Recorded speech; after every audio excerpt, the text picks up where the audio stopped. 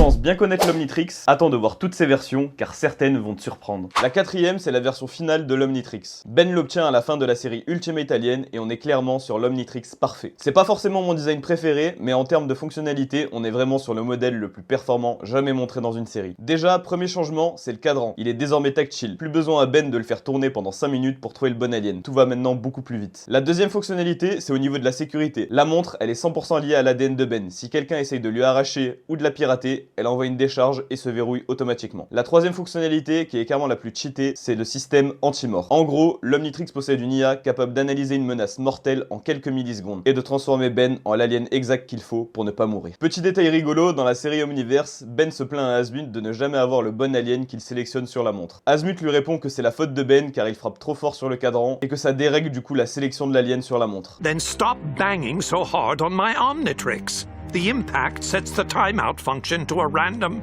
Cet Omnitrix est tout simplement parfait, et il garde bien sûr les anciennes fonctionnalités présentes sur le prototype, comme le scan de nouveaux ADN et la base de 1 912 aliens parmi lesquels Ben peut se transformer. On a vu tous les modèles qui ont été portés par notre Ben, mais savais-tu qu'il existe aussi des variantes de Ben dans le multivers avec différents Omnitrix? Mais ça, on en parle dans une prochaine vidéo. Abonne-toi!